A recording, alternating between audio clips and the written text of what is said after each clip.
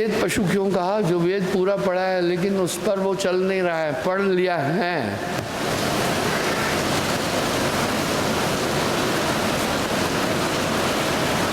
अज्ञान पशु, जिसको यथार्थ में कुछ पता ही नहीं, पाश्विक है।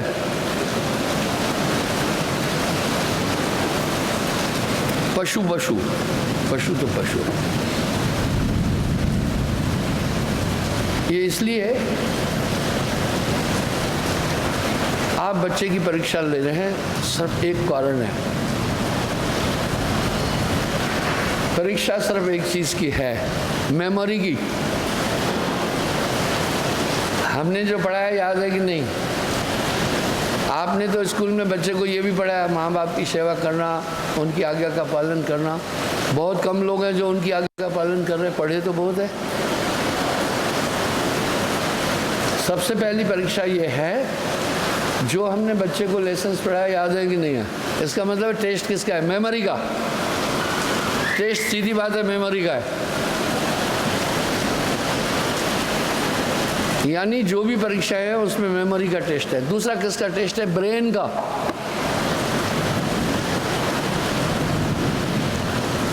अब आपको मैं उदाहरण देता हूं। इसलिए एक नियम है,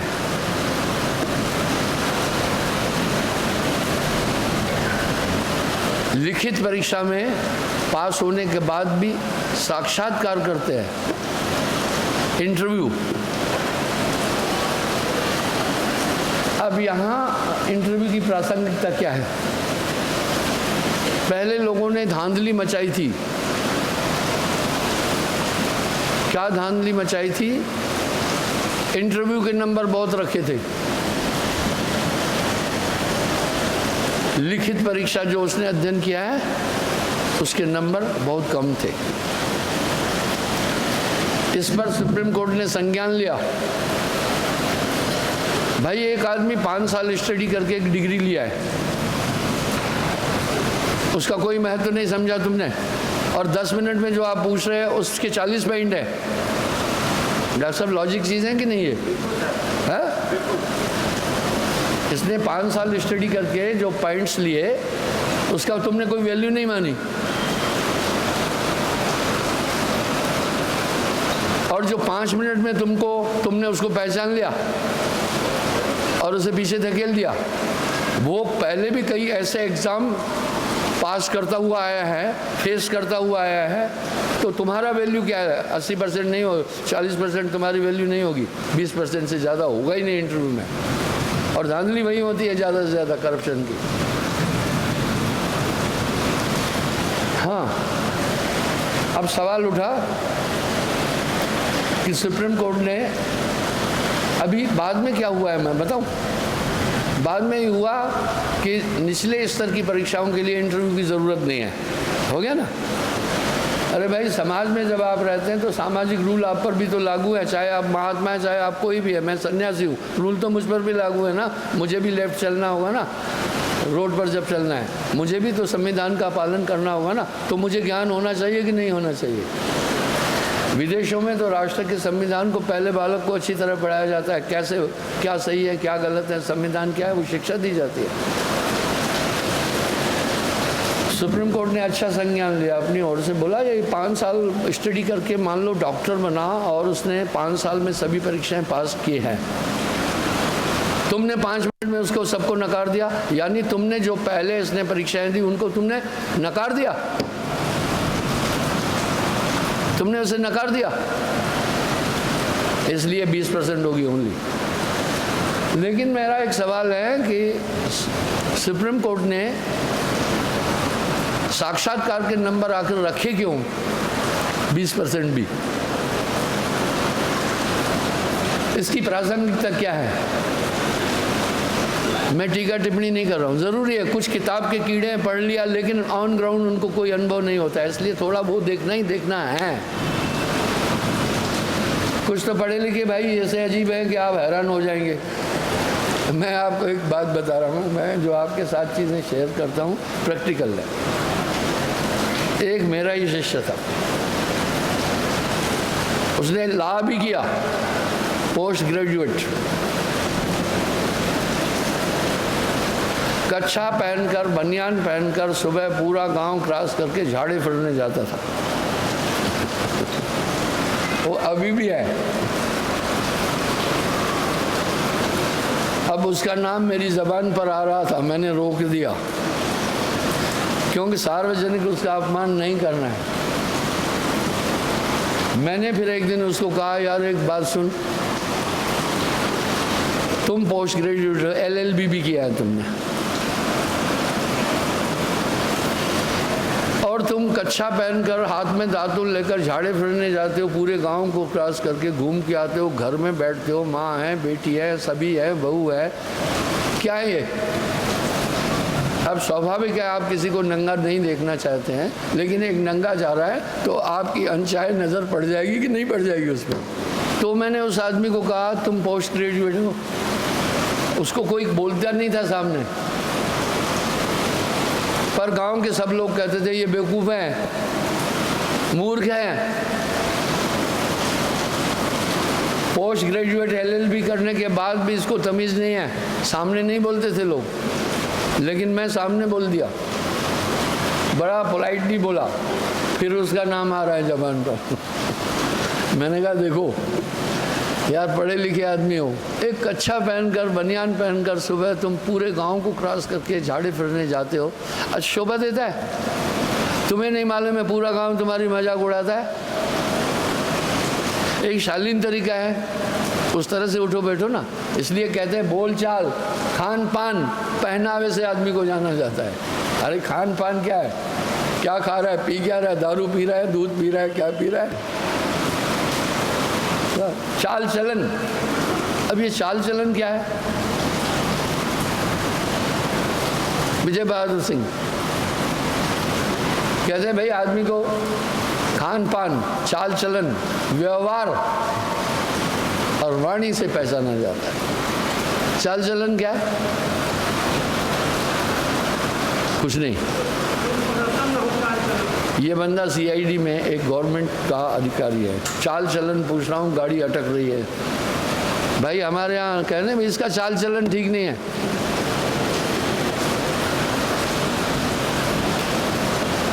कुछ तो बोलो।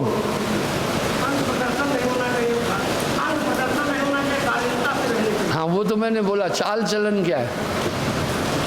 चाल चलन ओढ़ना पहनना और बातचीत, व्यवहार। चलन का मतलब है बदचलन तो नहीं है, और चाल का मतलब है कुछ दबंग लोग यूं चलते हैं, तो उनकी चाल से नहीं दिखता है इनमें घमंड समाया हुआ है। वो क्या दिखाना चाह रहे हैं कि हम घमंडी है? आजकल घमंड दिखाकर इंसान शान समझ रहा है और शालीनता को वो बेवकूफ़ी मान रहा है, क्योंकि धीरे धीरे शालीन लोग कम होते गए और इस तरह के लोग ज़्यादा हो गए। तो इस तरह बोलचाल, अब फिर कह रहे बोलचाल।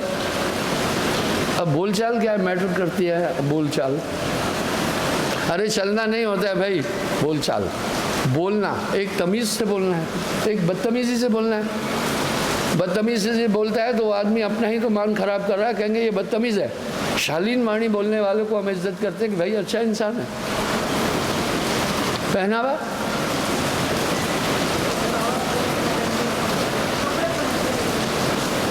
उससे कैसे पता चलेगा? कपड़े तो पहनिए, कपड़े कपड़े हैं। Madam, you R post graduate and teacher also, MA B.Ed. So you substance all things very clear indeed. आपसे तो मैं यही उम्मीद करूंगा कि आप तो मुझे अच्छी तरह उत्तर देंगे।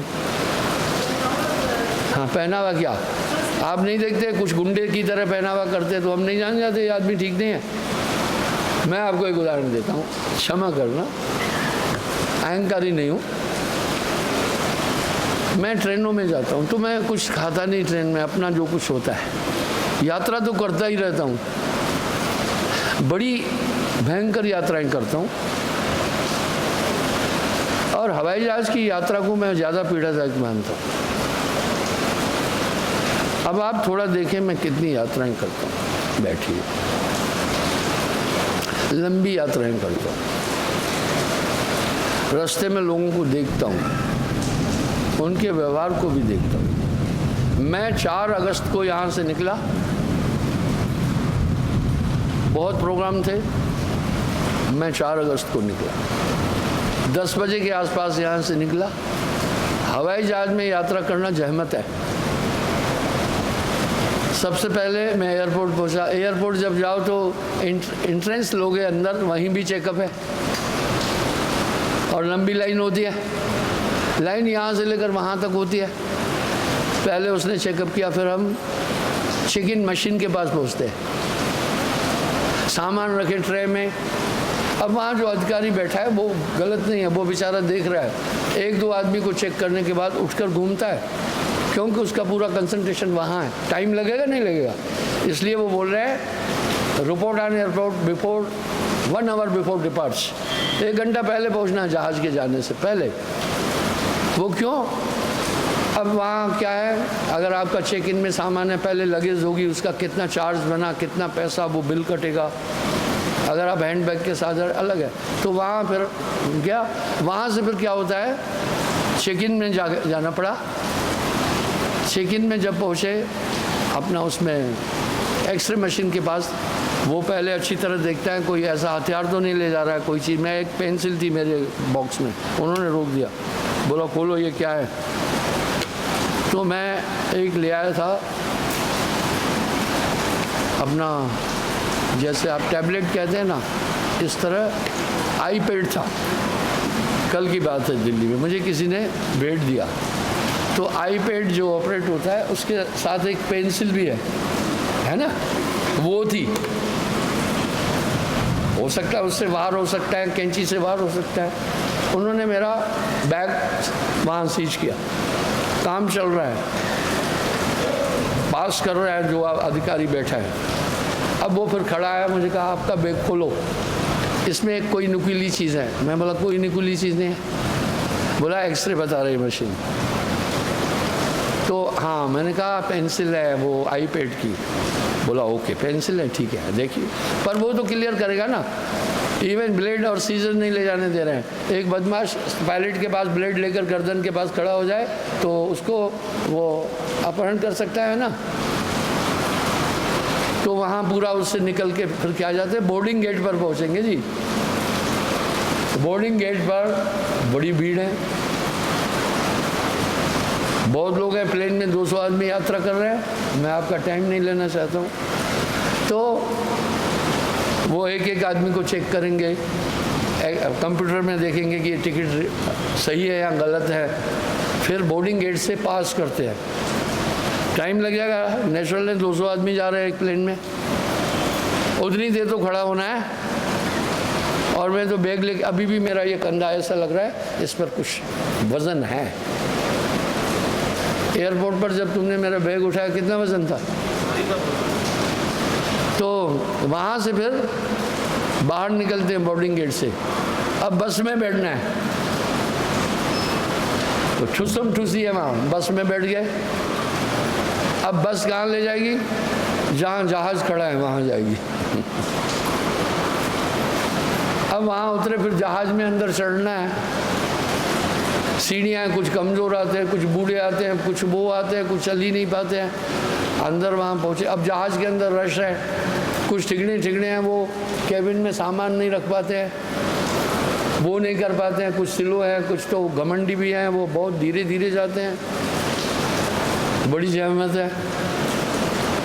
वहाँ से जाकर दिल्ली उतरे। फिर उतरने के टाइम क्या होता है, धीरे धीरे उतरेंगे, सामान लेंगे, सामान उठाएंगे। 10 बजे यहाँ से चला हूँ, 7 बजे जाकर आश्रम में पहुँचा हूँ। ये है एयर की जर्नी। क्योंकि दिल्ली से मैंने चेंज करना पड़ा। अब फिर दिल्ली से बाहर आना है, तो जहाज़ से उतर करके फिर आ गए अपना, उसी बस में फिर चढ़े। बस से फिर, बस में भी बड़ी रश थी। बस फुल होगी तब तो चलेंगे ना। कोई धीरे धीरे आ रहा है, कोई एक टांग है, कोई व्हील चेयर पर है, बहुत टाइम लगता है। वहाँ से फिर बस में बैठे। अब बस आकर रुकेगी एयरपोर्ट के अंदर एंट्री लेने के लिए, टाइम लगेगा। कुछ धीरे धीरे उतरते हैं, किसी को आप बोल नहीं सकते। उसके बाद फिर एग्जिट पर आ जाओ, बाहर निकलना है। आप बाहर निकलो, आपको हो सकता है दूसरे एयरपोर्ट पर जाना है, तो गाड़ी में बैठकर दूसरे एयरपोर्ट पर मैं गया, 1T पर चला गया, वहाँ भी ये प्रोसेस फॉलो करना पड़ा, पूरा वैसा ही प्रोसेस फॉलो करना पड़ा जो पहले किया था। और सेम ड्रिल वहाँ भी यही हुई, बस में बैठे, फिर बोर्डिंग गेट पर गए, फिर चेक किया गया, सब कुछ हो गया, ठीक है, वो चेकिंग ज़रूरी है। उसके बाद फिर काशी में उतरा, वाराणसी, वही ड्रिल पर वहाँ धीरे धीरे नीचे उतर रहे, आराम से चल रहे। हर जगह एरो ब्रिज नहीं है, जम्मू में तो अभी एरो ब्रिज लगा ही है, लेकिन सभी फ्लाइट एरो ब्रिज से नहीं जाती है, जो दूर की है उनके लिए प्रेफरेंस है। मुश्किल से फिर बाहर निकला, भीड़ होती है बहुत, गाड़ी में बैठा, फिर आया आपने 7 बज गए, मैं 10 बजे चला था यहाँ से, इसका मतलब 9 घंटे मुझे यहाँ से काशी के लिए जर्नी में लगे, 9 घंटे। तो वहाँ पहुँचने के बाद सतगुरुदेव की जय जयकारा, कोई पूछा ही नहीं भाई भोजन खाया नहीं खाया, कैसी तबीयत है, थके तो नहीं हो, खड़े इतनी देर है, चलो पब्लिक को ये मैं तो नहीं होता है इस चीज़ का।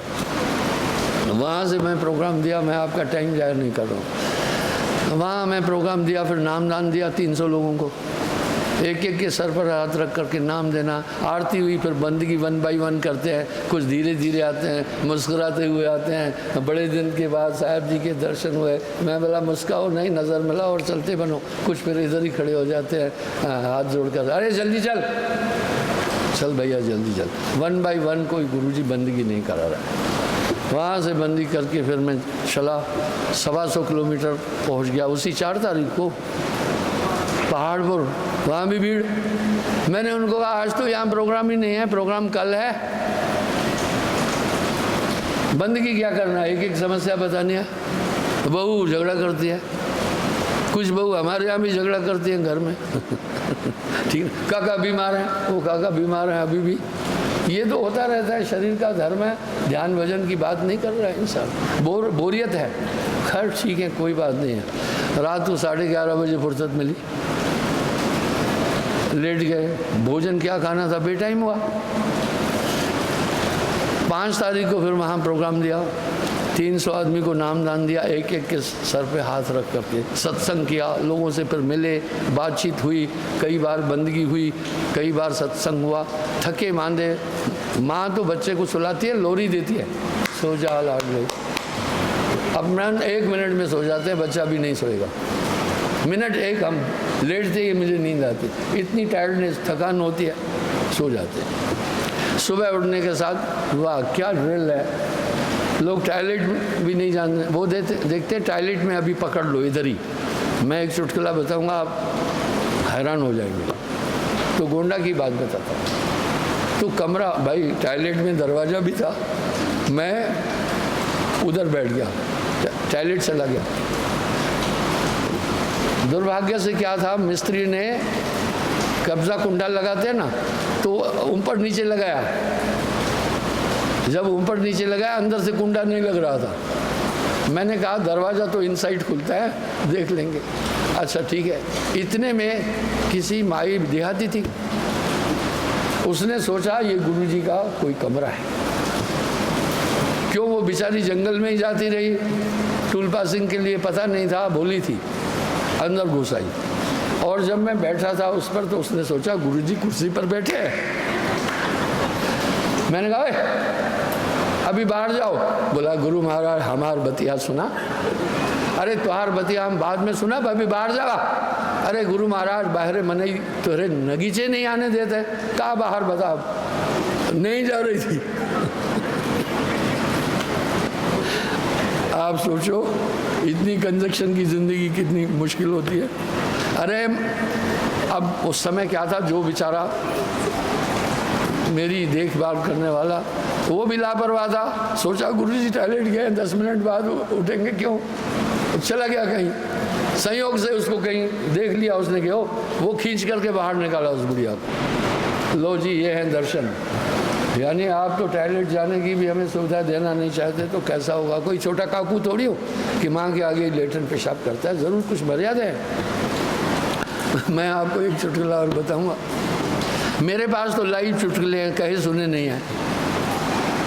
यहाँ से मैं जा रहा था हिमाचल प्रदेश, तो मैं दूध भी पीता हूँ, जूस भी पीता हूँ, पानी खूब पीता हूँ, तो यूरिन पास तो होना ही होना है। तो मैं जगह देखा, अब क्या है हाईवे पर जहाँ थोड़ी जगह है ना यूरिन पास के लिए, मान लो हम रुके तो वहाँ पहले ही कोई लेटरिन किया हुआ होता है, पहले ही कोई पेशाब किया होता है, अशुद्ध जगह होती है। तो फिर मैं क्या करता हूँ, मैं सोचता हूँ झाड़ी झंखड़ में जाओ, उधर आदमी घुसेगा नहीं, ठीक है, सफाई तो चाहिए ना। तो मैं एक अपने ड्राइवर को कहा, भाई ऐसा है, अब वो भी चालाक है, क्या है उनको भी जब यूरिन पास करना होता है ना तो बहाना बनाते हैं, ये नहीं कहते हैं गुरुजी हमें पेशाब के लिए, कहते गुरुजी बड़ी देर हुई आप पेशाब नहीं करने गए, आप पेशाब करो। मैं समझ जाता हूँ, तो मैं गया, तो झाड़ी क्रॉस करके मैं थोड़ा अंदर घुसा। थोड़ी देर में एक बूढ़ी, उसकी बहू, 2 बच्चे, बहू को अरे आओ गुरुजी के दर्शन। वो कहीं खेत कूद में काम कर रही थी, अचानक सडनली मैं वो पहचान लिया कपड़े से। मैं कहा रुको रुको, अरे महाराज आगर लंबी लेट गई, क्या ख्याल है आपका? मैं बोला माता जी रुको अभी, अरे गुरु के दर्शन बड़ी मुश्किल से होते हैं। अब मैं डांट नहीं पाया, पता है क्यों? मुझे एक बात याद आ गई, अब इसको श्रद्धा कहो या बेवकूफ़ी कहो, सुनो मैं ज़्यादा बुरा नहीं माना। क्यों? मुझे एक वाक्य याद आ गया। एक बार वासुदेव कृष्ण जो थे तज पकवान दुर्योधन के विदुर के घर भोग साग का लगाते हैं। वासुदेव कृष्ण जब भी जाते थे हस्तिनापुर, विदुर के यहाँ रुकते थे, उसके यहाँ भोजन खाते थे विदुर। क्यों? विदुर साहब का शिष्य था, हक की कमाई खाने वाला था और बहुत सादगी का जीवन जीता था। राजनीति का पाठ तो धृतराष्ट्र को वही सिखाता रहता था, गलत क्या है बताता रहता था। तो संयोग से उसने दरवाजा खटखटाया, विदुर नहीं थे अंदर, विदुरानी थी। जब वासुदेव कृष्ण की बात सुनी, आवाज, वो स्नान कर रही थी, वो भूल ही गई कि बस निवस्त्र हूं, दौड़ के आ गई, दरवाजा खोला। वासुदेव कृष्ण समझ गया और उनको बिठाया। नंगी थी बिल्कुल। बाद में केले लाई, तो इसलिए कहे विदुर के घर जाके भोग छिलके का लगाते हैं, न जाने कौन से गुण से दया में रिझ जाते हैं। अब छिलके का भोग क्यों लगाते हैं वो सुनिए। अब विदुरानी क्या कर रही थी? श्रद्धा प्रेम था, केले को छील रही थी, गूदा फेंक रही थी, छिलका दे रही थी। उसको पता नहीं था ये, यानी इतनी माँ उसमें तालीम थी, उसको नहीं पता था कि मैं क्या कर रही हूँ। वो उनके मुख की तरफ देख रही थी और गूदा फेंक रही थी नीचे, छिलका दे रही थी, वो छिलका खा रहे थे। वाह! इतने में संयोग से विदुर आ गया। विदुर थोड़ी डांटा उसको, विदुर ने थोड़ी कहा उसको बदतमीज। विदुर ने कहा अरे सुलक्षणी, तू भगवान को तो छिलके खिला रही है, गूदा नीचे फेंक रही है। वाह! उसको होश आया, हाँ, फौरन दौड़ी विदुरानी, फौरन दौड़ी, कपड़े पहन कर आई। अब वो क्या कर रही थी? केले को छील रही थी, छिलका नीचे फेंक रही थी, गूदा दे रही थी। वासुदेव कृष्ण ने गूदा मुंह में डाल के एक काटा और फेंक दिया दूर। बोला वो आनंद नहीं जो छिलके में था। क्यों? जब वो छिलका के समय वो अपनी स्थिति में, अहंकार में नहीं थी, खुदी में नहीं थी। पर आप ऐसा नहीं कर बैठना कहीं, ये बनावट होगी। वो रियल ऐसा था, बाकी तो मर्यादाएं हैं हर जगह। रियल ऐसा था, वो प्रेम में तालीम थी। अपना खबर, नारी कभी भी निवस्त्र पुरुष के आगे भी जल्दी खड़ी नहीं होना चाहेगी, ठीक है? तो वासुदेव कृष्ण ने क्या कहा गूदे को फेंक दिया मुंह से। बोला वो स्वाद, वो आनंद नहीं है। यानी अब मैं मुझे वो बात याद आ गई, बाढ़ में गया पेशाब, वो तो सोची गुरुजी जंगल में अचानक मिल गया, प्रणाम कर लो। मैं कहा माता जी, उसकी बहू यंग थी, रुको, बहू को कहा रुक जा। अब मैं खड़े होकर के नहीं पेशाब करता हूँ, पर अभी मजबूरी हो गई है, करना पड़ता है खड़े होकर, क्योंकि यूरिन टॉयलेट में जाओ उधर भी तो खड़े होकर पेशाब करना है ना। हमारे यहाँ एक आदमी खड़े होकर पेशाब किया, पुरानी बात बता रहा हूँ, 50 साल पहले। उसका नाम क्या रख दिया? ठड़मुत्तन। उसका नाम रखा ठड़मुत्तन। क्या मतलब है ठड़मुत्तन का? ठाड़े होकर के पेशाब करने वाला। पूरा गांव उसकी मजाक उड़ाता था। आज हम दूसरे युग में आ गए हैं, हम नए भारत में हैं अभी, ठीक है, खैर ठीक है। पुराने भारत को हम भूल गए, बहुत उन्नतशील था। खैर है नहीं, आओ, नया भारत भी अच्छा है, हम कमिट नहीं दे रहा हूँ। तो भाई उस समय अगर वो अपना आपा ही नहीं है तो फिर जहाँ प्रेम था नेम नहीं, जहाँ नेम नहीं प्रेम। प्रेम छिपाए ना छिपे, तो इतनी कंजक्शन है ज़िंदगी में हमारी। कभी कभी लोग सोचते हैं कि गुरुजी बहुत गुस्से वाला है, बिल्कुल नहीं हूँ।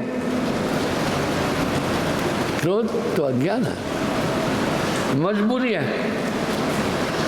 2 घंटे प्रवचन देने के बाद खड़ा हूँ या बैठा हूँ, नेचुरल पेशाब आएगा, और एज्ड होने के बाद यूरिन ग्लैंडर कमज़ोर हो जाता है, आदमी पेशाब नहीं रोक सकता है। अब यहाँ से जाना है तो भी 4 माइयाँ हाथ जोड़कर कहती है, गुरु महाराज हमारा ये टिपड़ा देखो बच्चे की शादी का। मैं कह रहा अभी नहीं, बाद में। फिर उधर 2 तो अभी नहीं, जाना पड़ा। ये ताड़ना मेरा क्रोध नहीं है, मेरी सुरक्षा के लिए। तो आइए, खान पान और पहनावे से इंसान को हम पहचानते हैं।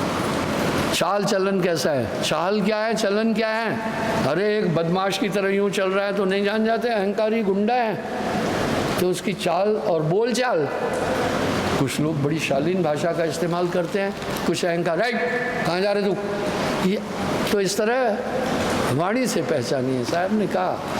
तो इंटरव्यू में वो उसकी एक परीक्षा लेते हैं, ये किताब पढ़ करके सिर्फ ज्ञानी है या कुछ इसके पास अपना अनुभव भी है? अब मेरा एक प्रश्न है, जब एक आदमी 5 साल MBBS की स्टडी किया, क्लास में कोर्स किया, डिग्री लिया, अब उसका इंटरव्यू लिया जा रहा है, लिया जा रहा है।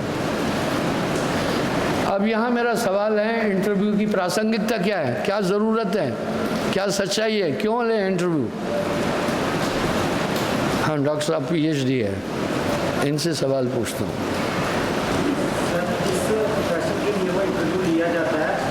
सारी की सारी परिस्थितियाँ जो है वो किताबों में नहीं हो सकती हैं, तो उसके लिए उसकी प्रैक्टिस ऑफ माइंड देखी जाती है। जब वो किसी परिस्थिति में आएगा तो तब क्या डिसीजन लेगा वो अपने आप से, क्या वो डिसीजन लेने की क्षमता उसमें है या नहीं है?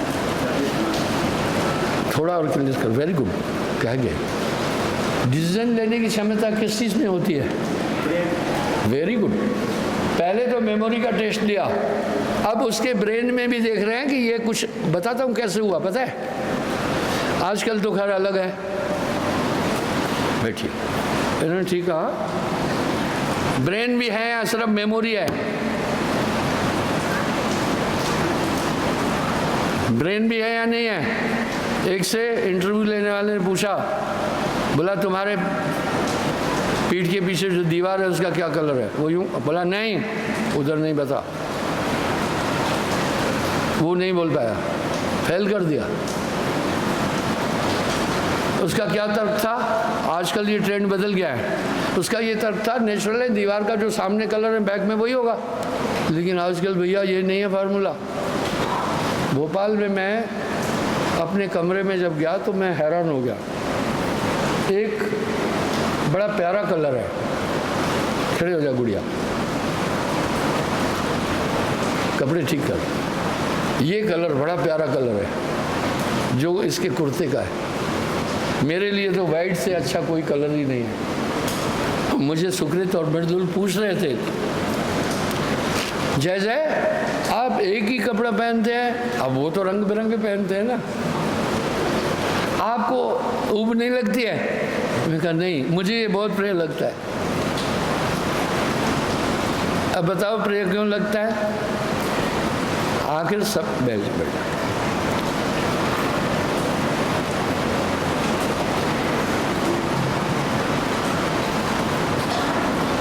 क्यों प्रिय लगता है? बाकी मुझे कलर प्रिय नहीं लगता। श्वेत स्वरूप पुरुष की काया, पहले जर्नली थोड़ा आप विचार करो। आदमी की वृत्ति, प्राचीन काल में बच्चे को देखते थे, इसका ब्रेन कैसा होगा, कई कलर उसके आगे रखते थे, जिस कलर की तरफ बढ़ा वो जान जाते इसकी यही वृत्ति होगी। तमोगुण का कलर ब्लैक है, रजोगुण का कलर रेड है, सतोगुण का कलर वाइट है। इसलिए वाइट सतोगुणी है। मैंने आपको डिस्क्रिप्शन व्याख्या कैसे दे दी, मैं बात सिर्फ बोलता नहीं, ब्रेन में सेट कर देता हूँ, ठीक है? अहंकार नहीं है मेरा।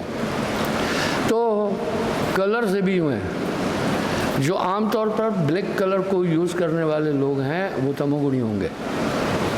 जो चमकीला भड़कीला कलर, कभी ब्लू, कभी फलाना, कभी रेड, कभी पांचाली, कलर तो 5 ही है।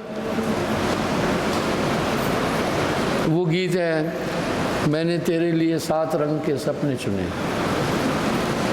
नहीं है, कलर 5 है। कलर की उत्पत्ति किससे हुई? तत्वों से।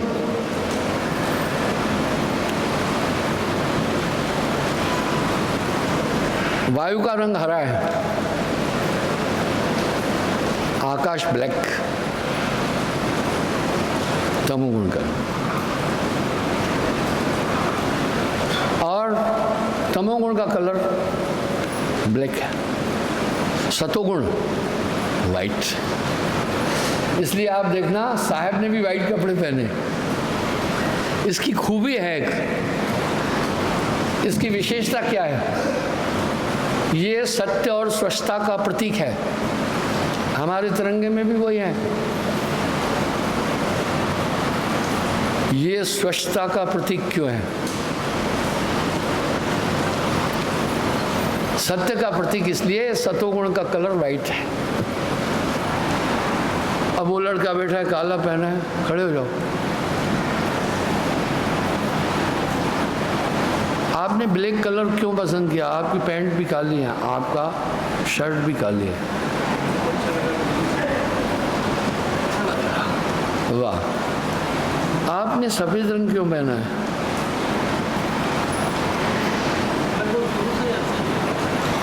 आप भी कहो ना अच्छा लगा। अब प्रश्न उठा, उनको ब्लैक कलर क्यों अच्छा लगा? तमोवृत्ति, तीनों गुण भी इंसान में मौजूद है, रज तम सत, उसी से व्यवहार है। बैठिए। अब देखिए, आपने वस्त्र पहने ना, परम पुरुष तो विजय है, लेकिन जब लोक की रचना की श्वेताकार, श्वेत था, उसमें वो समा गए। अब ये ब्लैक वस्त्रधारी हो गया कि नहीं? कुछ कुछ गोरे रंग के हैं, उन्होंने भी ब्लैक पहना। लेकिन मेरे ख्याल से बुद्धिमान आदमी जो सांवले कलर का है उसको ब्लैक पहनना ही नहीं है। ये कपड़ा पहनना भी कला है, भोजन खाना भी कला है। मैं बताऊं क्यों? अगर अभी मैं भगवा वस्त्र लाल पहनूं, उसका शेड मेरे चेहरे पर आएगा, ठीक है? आएगा कि नहीं आएगा?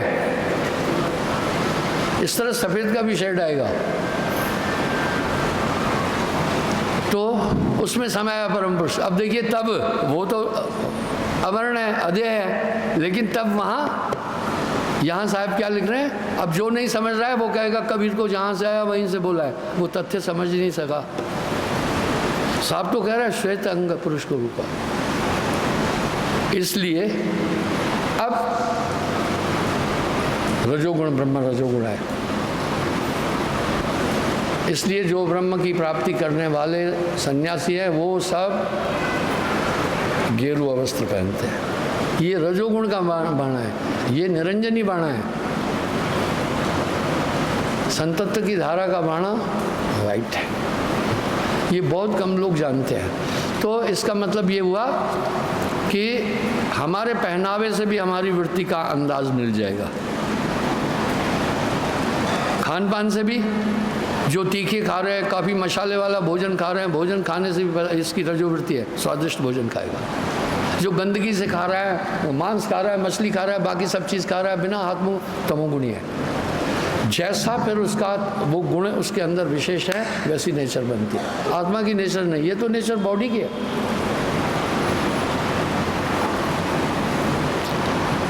डॉक्टर साहब, इन तत्व और अध्यात्म की व्याख्या लोग कर रहे हैं क्या?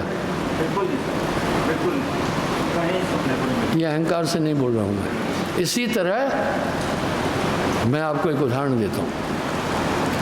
मैंने 6-7, अभी भी मैं करीब 1 लाख रुपए के वस्त्र रक्षाबंधन पर बांटे।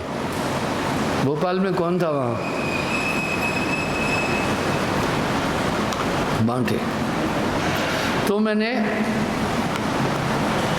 कुछ अपनी जो बहुएं हैं, खैर मेरी शादी तो नहीं हुई, जो मेरे भाई की बहुएं हैं, मेरी भी बहुएं हुई, जो भांजे हैं, जो पोत्रियां हैं, भाई की पोत्री हैं, तो कन्याओं का है ये त्यौहार, तो मैंने कहा इनको देते हैं। तो मैं एक जगह 5-6 सूट ऐसे रखे। अपने भतीजे की पत्नी को मैंने कहा इसमें से एक उठाओ। जब तक वो आगे बढ़े, उसकी 1.5 साल की बच्ची, लड़की बच्चेपन में बहुत इंटेलिजेंट और जल्दी बोलेगी, जल्दी चलेगी, वो आई। मैं हैरान हो गया।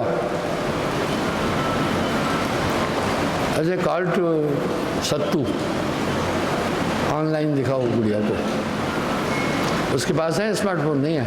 हाँ जल्दी बोलो, अभी दिखाता हूँ। वो इतनी इंटेलिजेंट, मैं जान गया। उसने पता है अपनी माँ के लिए एक सूट उठाया उनमें से। अब वो चल भी नहीं पा रही है, बहुत धीरे धीरे चल रही है, 1.5 साल की है। सूट उठाकर मम्मी को दिया, बाकी ने इसको हल्के में लिया, अपन तो हल्के में लिए ही नहीं। मैंने तो हल्के में लिया ही नहीं। मैं कहा ये सतोवृत्ति की है, और इतनी इंटेलिजेंट है कि क्या बताऊं मैं। 1.5 साल की है। होनहार ब्रह्मन के होत चीकने पात। जो होनहार पेड़ है ना, उनके पत्ते ही चिकने होते हैं, तो समझो जिसमें रंगत है अंदर। इस तरह पूत के पैर पलने में दिखते हैं। पलने में दिखते हैं क्या मतलब है? पूत के पांव पलने में दिखते हैं, एक उक्ति है ये। भाई इसका कोई अर्थ बोलो हमें। कहावत नहीं है, पूत के पैर पलने में दिखते हैं। इसी तरह मुहारे और उक्तियाँ, कहावतें, लोग उनको भी ठीक से नहीं समझते हैं। ठीक है, कोई भी बता दे, पैर, पूत के पैर पलने में दिखते हैं। आप क्या बोलेंगे मुझे पता है कि बचपन में ही उसको देखने से पता चलेगा आगे कैसा होगा। व्याख्या दो। किसी भी शब्द का अर्थ ढूंढने के लिए कहीं जाना नहीं है, शब्द में ही अर्थ है। पूत के पैर पलने में दिखते हैं, क्या क्या मतलब है? बच्चा जो छोटा है ना, पलने में पैर है, अभी नहीं चल रहा है, तभी भी पता चल जाएगा आगे किस तरफ चलेगा। यह है पूत के पैर पलने में दिखते। ठीक है, यानी उस समय भी दिखेगा ये कैसा होगा। कुछ छोटे छोटे बच्चे बड़े जिद्दी है, हाँ, पहले बनी प्रारब्ध पाछे बनी शरीर, वो बड़े जिद्दी होंगे। कुछ बड़े झंझटी है और कुछ इंटेलिजेंट भी है। मैं आपको कल की बात बताता हूँ। मैं दिल्ली से भोपाल आ रहा था एयर इंडिया की फ्लाइट में। मैं आयल सीट पसंद करता हूँ, किनारे की, क्योंकि जर्नी चाहे 1.5 घंटे की है, बैठना पड़ता है सीट पर 3 घंटा 2.5 घंटा। टेक ऑफ से पहले सीट पर बैठना है। कभी कभी पायलट को मिलता ही नहीं है सिग्नल अपना अथॉरिटी से, तो बैठे रहना पड़ता है। कभी कभी लैंडिंग के लिए भी टाइम नहीं मिलता है। इस बार मेरा जहाज भोपाल में लैंड करते करते, हाँ ये बड़ी छोटी है, शालिनी, मुझसे अटैचमेंट नहीं है इसका। तू हाथ जोड़ ली, वेरी गुड। इसका मुझसे अटैचमेंट नहीं है इतना। क्योंकि मैं टाइम भी नहीं मिलता है मुझे इतना, ये नहीं जानती है, मैं बुलाता हूँ नहीं आती है मेरे पास। खैर कोई बात नहीं। लैंड करते करते फ़्लाइट फिर ऊपर उठी। मैं तो इंतज़ार कर रहा था कब ये रुके, उतरूं। लैंड करते करते फ्लाइट फिर टेक ऑफ कर लिया। पायलट बेचारा बोला सॉरी, अगले 15 मिनट तक लैंड का चांस नहीं है, क्योंकि वहाँ कंजक्शन एयरपोर्ट पर ज़्यादा होने के लिए ऊपर हो रहा। 15 क्या, आधा घंटा हवा में घूमता रहा वो, ठीक है। वो टाइम कितना पीड़ादायक होता है। इस तरह तो कह रहे हैं, एक बच्ची थी बालिका, वो रोने लगी, पहले माँ की गोद में थी, बहुत तेज रोने लगी। क्यों रो रही थी ये कोई भी नहीं जानता, मैं जानता हूँ। वो जहाज़ बार बार उठ करके जब ऊपर जा रहा था तो इससे वाइब्रेट हुई अब पूरी उसकी बॉडी, इसलिए वो परेशान सी हुई, वो रोने लगी। उसकी माँ ने क्या किया, उसके बाप, मेरी आयल सीट थी, उसका बाप मिडिल पर था, अपनी पत्नी को उसने विंडो सीट पर, क्योंकि पत्नी पर सब कंट्रोल करते हैं, दूसरे के साथ नहीं बैठ पाए, दूसरे से बात नहीं कर पाए। खैर कोई बात नहीं है। डॉक्टर साहब क्यों हंस रहे हो, सही नहीं है क्या? पूरा कंट्रोल रखते हैं। तो अपने हस्बैंड को दिया, वो बहुत रो रही थी, और रो रही थी, विदारित रो रही थी, बहुत ऊंचा रो रही थी, छोटी थी, ये शालिनी से भी छोटी थी। उस बहन जी ने अपनी बेटी को दे दिया अपने पति के पास, तुम चुप करो। पति बेचारा कभी यूं करे कभी यूं करे, वो रोए जा रही लगातार। मैं सोए जा रहा था मैं सो रहा था, थका हुआ था, लेकिन उसकी रोने की आवाज़ से मेरी नींद खुल गई। मैं कहा, पहले मैं नहीं नींद खोलना चाह रहा था, वो तो आपके हाथ में नींद करना खोलना। रोना तो मैं पहले ही सुना, मैं कहा चुप हो जाएगी कोई बात नहीं है, लेकिन डिस्टर्ब ज़्यादा हुआ। मैं फिर उठा, मैंने देखा ये दोनों हथियार फेंक चुके नहीं। फिर मैंने उसको क्या किया पता है,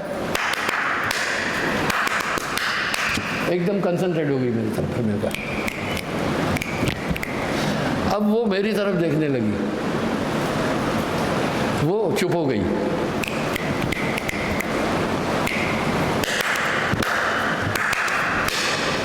अच्छा, जब चुप हो गई देखना, अब वो भी यूँ कर रही थी, यानी वो बजाने की ट्राई कर रही थी। मैं तो चुप बैठ गया, वो चुप हो गई। फिर मैं क्यों, मैं तो उससे चुप कराना था, मैंने तो उसका कंसंट्रेशन अपनी तरफ खींचा ना, चुप हो गई। अब अगल बगल के सीट के लोग भी कहें ये तो बड़ा कलाकार आदमी है, माँ बाप चुप नहीं करा सके, इसने 1 मिनट में चुप करा दिया।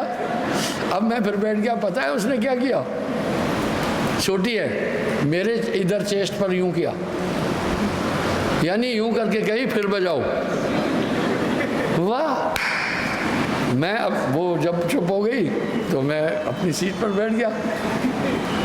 अब वो क्या कर रही है, पहले तो उसने यूं किया, उससे नहीं बना, उसने फिर मेरे को हाथ से यूं किया, क्योंकि बाप की गोद में थी उस समय, पास में ही था, यूं किया, कहने फिर बजाओ। तो फिर मैं बजाया, वो खुश हुई। अब वो मेरे पास आना चाह रही, मेरी आंख में देखा, फिर मैं नहीं उठाना चाह रहा था बच्चे को, तो मैं फिर बैठ गया, लेकिन वो मेरी तरफ, उसके बाप ने यूं किया, उसको नहीं देख रही थी। हो सकता है उसके बाप को वो संगीत निकालना नहीं आ रहा था। उस बालिका ने बाप की चुटकी पर ध्यान नहीं दिया, कहा बेकार है तेरी चुटकी। काफ़ी रवायत से बजा रहा था मैं, ये भी संगीत है, नहीं है संगीत, और ताली भी ऐसी बजाई।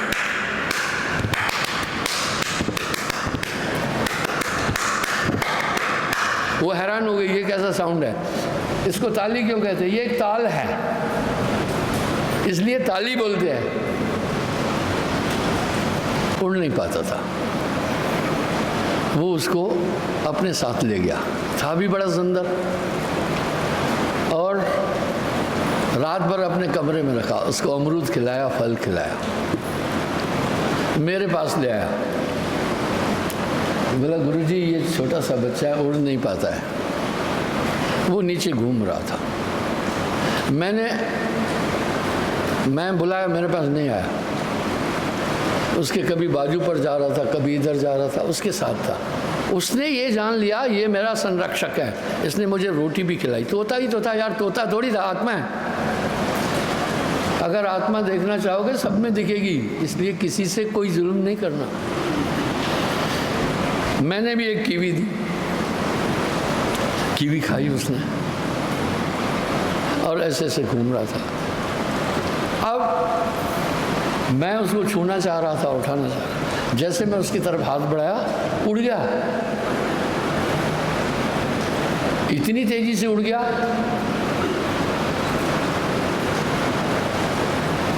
मैं कहा यार तू तो कह रहा है उड़ता नहीं। बोला आपने कीवी खिलाई, इसके पास एक्स्ट्रा एनर्जी आ गई है। चलो हो सकता है, उड़ गया। अब मैं तलाश कर रहा था उसकी। मैं दिल में सोच रहा था मैच्योर हो जाए, हम इसको पिंजरे में नहीं रखेंगे, हम पक्षी को पिंजरे में नहीं रखते। दूसरे दिन एक लड़की आई, उसके हाथ पर वो तोता था, मेरे पास लाई। वो लड़की यहाँ है तो हाथ खड़ा करे, चली गई है। हाँ देखना क्यों, क्योंकि वो विनोद रेणु का भाई है। इसलिए जब उस विनोद ने तोते को देखा तो उसकी छोटी बहन को भी दिखाया होगा। वो उसके पास आया, फिर हाथ पर बैठा था।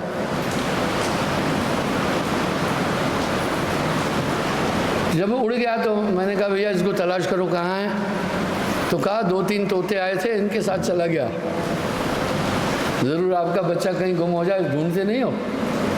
उसके आए होंगे पेरेंट्स या गार्जियन, चला गया। दूसरे दिन फिर आया उस लड़की के हाथ, उसने उसको आइडेंटिफाई किया। देखा, हित अनहित पशु पक्षी जाना, मानव तन गुण ज्ञान निधान। इस तरह हित अनहित तो पशु पक्षी भी जानते हैं, प्रेम जानते हैं, प्यार बांटते चलो। क्या हिंदू क्या मुसलमान, हम सब हैं भाई भाई। कह तो रहे हैं हम, लेकिन अंदर ये बात नहीं उतार रहे हैं, ठीक है, उतर नहीं रही है, ठीक है। तो अब वो यहाँ क्यों आया?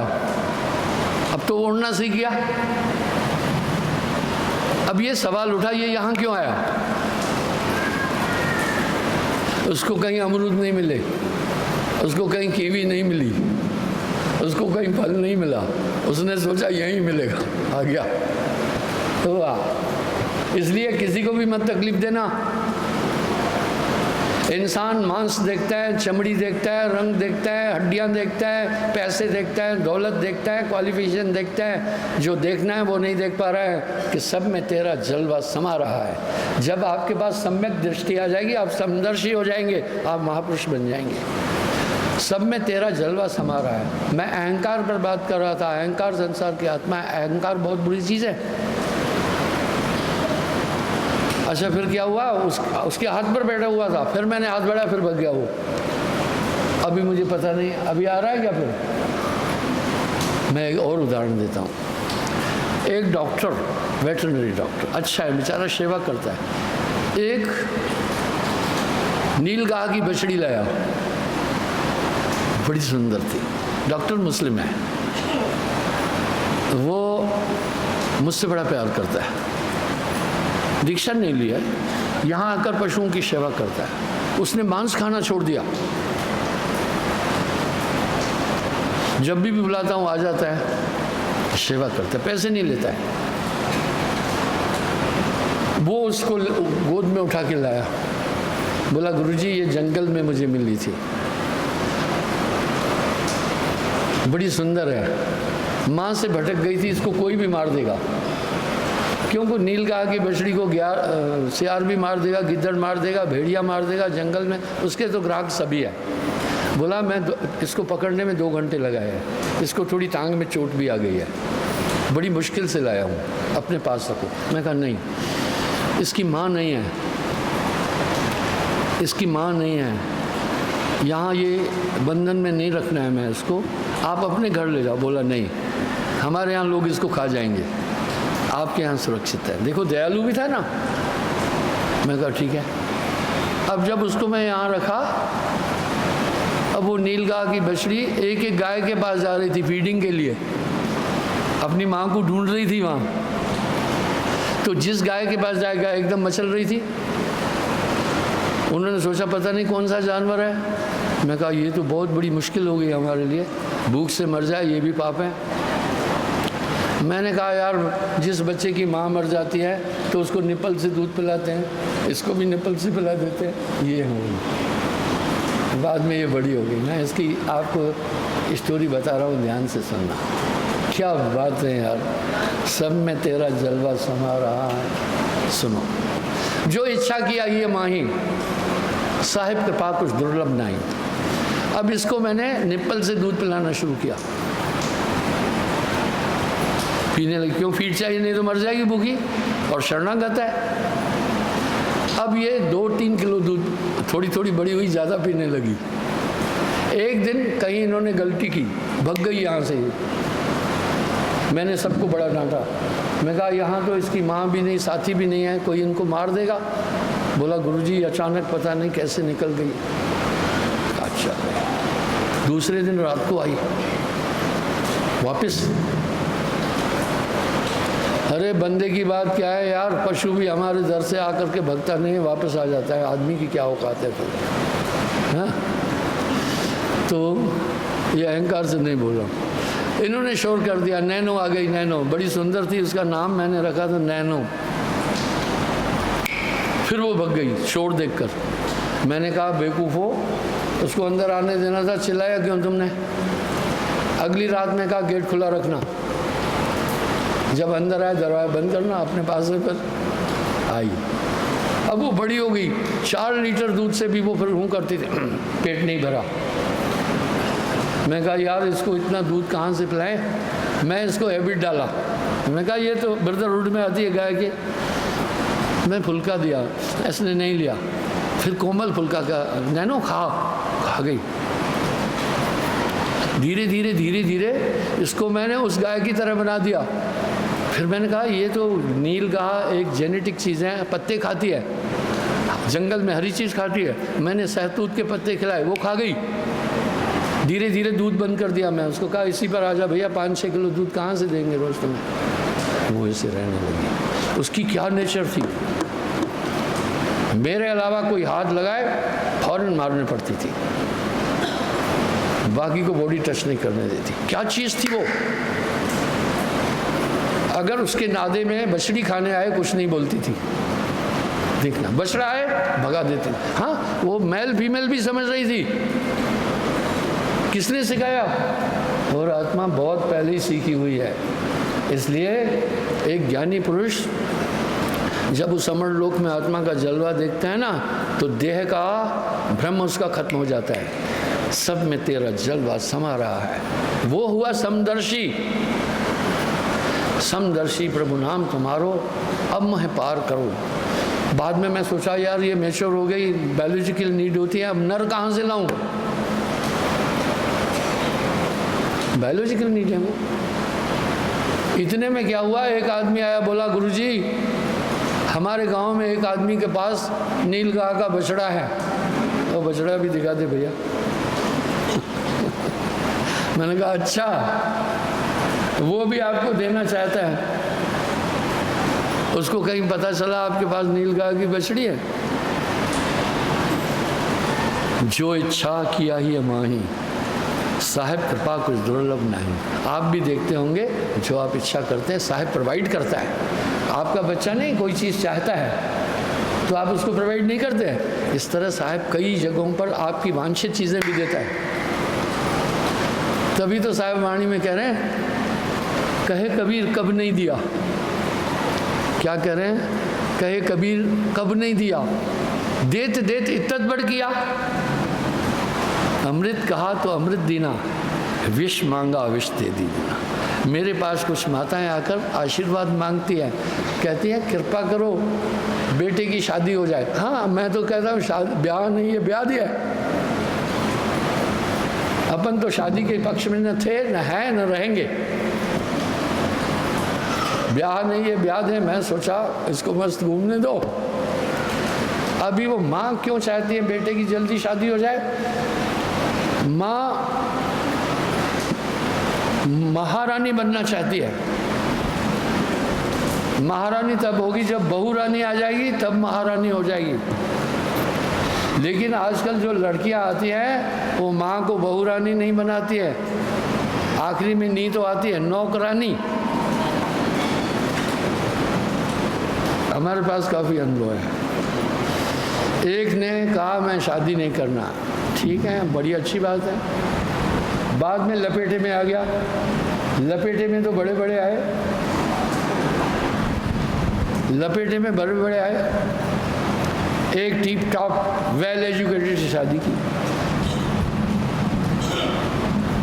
जब वेल एजुकेटेड से शादी की, आई वो, उसकी बूढ़ी माँ को कहा ये बूढ़ी यहाँ क्यों है, इसको भगाओ इधर से।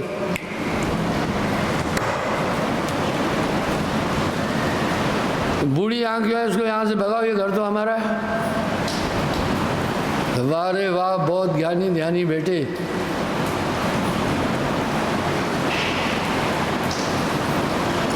माँ को उसने कहा मम्मी तू साहब के यहाँ चली जा। माँ को छोड़कर यहाँ से खुद चला गया। कमज़ोर भी थी। आप बचना ऐसी चीज़ों से, मैं नाम नहीं लूँगा। मैंने कहा बहन जी क्या बात है? बोला ऐसा ऐसा है। बहू आई, वो यूँ यूँ बोली ये दर तो आपका ही है, पर मैंने यहाँ एक शक्ति बरती। मैंने कहा नहीं, उसको समझाया तुम मेरे लिए बोझ नहीं हो, सेवादार भी थी, हार नहीं मानना उससे। घर तुम्हारे पति ने बनाया, किसी का उस पर अधिकार नहीं, तेरा अधिकार है। यहाँ लड़ाई अधिकार की है। तू घर जा, ठीक है, तू घर जा, वहाँ टिक। बोला ठीक है, समझ गई मेरी बात। मैं कहा आपका भोजन भी नहीं खल रहा है, मुझे बाकी चीज़ नहीं खल रही है। चिढ़ मुझे इस बात की है कि ये कौन सी बात है। नेचुरल नहीं, जो सत्य पर चलता है सत्य को स्वीकार नहीं कर पाता है। इसी लड़के के साथ भेज दिया, भेजा तुम्हारे साथ, घर छोड़ के। आज हम इस ज़माने में जी रहे हैं, ठीक है। अरे जिस माँ ने जन्म दिया, पाला पोसा, कोख में तुम्हें पढ़ाया, इतनी मेहनत की और तुम्हें स्टैंड किया, उसको छोड़ रहे तुम एक सेक्स के और वासना के कारण। स्वीकार्य नहीं है, ये मंजूर नहीं है। हमारा एक कल्चर है, हमारे देश की एक संस्कृति है, बड़ी रिच है। हम वेस्टर्न लोग नहीं हैं, इंडियन हैं। यहाँ सामाजिक और पारिवारिक परंपराएं बनी हुई है, बहुत बेस्ट है, वर्ल्ड में सबसे अच्छी है। तो इस तरह बंधु आइए, मैं अज्ञान संसार की आत्मा इस चैप्टर पर बात कर रहा था। ये बहुत गहरा है। इसी से अहंकार की उत्पत्ति होती है। बस अहंकार ही तो जड़ है। मैं हूँ, अहंकार है ये, तो मैं आत्मा नहीं है। मैं करता तू भया, मुझ में रही न हूँ, वारूं तेरे नाम पर जित देखूं तित को। मैं कल फिर हाजिर हो जाऊंगा, क्षमा चाहता हूँ।